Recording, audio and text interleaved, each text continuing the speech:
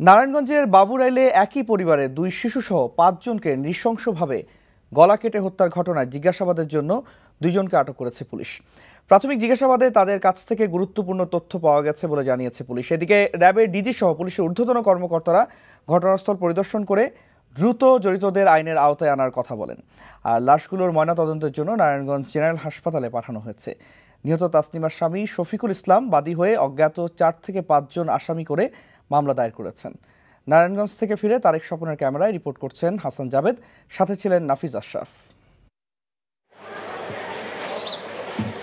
ছয়তলা ভবনের এ বাড়িটির নিচতলায় শনিবার নৃশংসভাবে দুই শিশুসহ ৫ জনকে গলা কেটে হত্যা করে পালিয়ে যায় দুর্বৃত্তরা। নিহতরা হলেন ক্ষুদ্র ব্যবসায়ী মুর্শেদ, তার বোন তাসলিমা, তাসলিমার জাল লামিয়া এবং দুই শিশু সুমাইয়া ও শান্ত।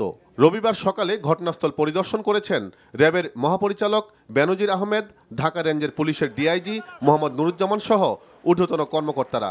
তাদের প্রাথমিক ধারণা, নিহতদের পরিচিতরাই এই ঘটনা ঘটিয়ে থাকতে পারে।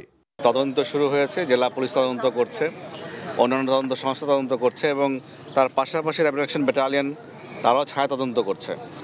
তো আমাদের উদ্দেশ্য হবে যে দ্রুত সম্ভব এই নৃশংস খুন যারা করেছে, এই পাশবিক হত্যাকাণ্ড যারা ঘটিয়েছে তাদেরকে তাকে আইনের মুখোমুখি সোপর্দ করা।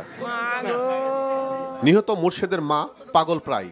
ছেলের এক বন্ধু কয়েকদিন আগে ছেলের কাছে ১ লাখ টাকা চেয়েছিল বলে তিনি সাংবাদিকদের জানান। তার বন্ধু কেলা 1 লাখ টাকা চাইছিল।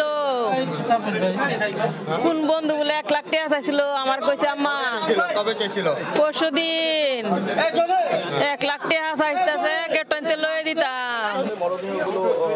পারিবারিক কারণে এই হত্যাকাণ্ড ঘটতে পারে বলে পুলিশের ধারণা।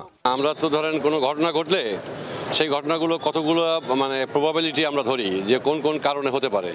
তা সেই সমস্ত কারণগুলোকে বিশ্লেষণ করে তারপর একটা সিদ্ধান্তে উপনীত হই সাক্ষী প্রমাণের ভিত্তিতে। তা আমার বিশ্বাস যে এখানে আমরা যে কারণগুলো এখানে বিশ্লেষণ করছি তা ইনশাআল্লাহ তাড়াতাড়ি উদ্ঘাটন করতে পারবো। জিজ্ঞাসাবাদের জন্য নিহত তাসলিমার স্বামীর ভাগ্নে মাহফুজ, তাসলিমার বোনের ছেলে শাহজাদা এবং নিহত লামিয়ার স্বামী শরীফকে আটক করা হয়েছে। নিহতদের গ্রামের বাড়ি ময়মনসিংহের নান্দাইলে। Hasan Javed, NTV news, Narayanganj.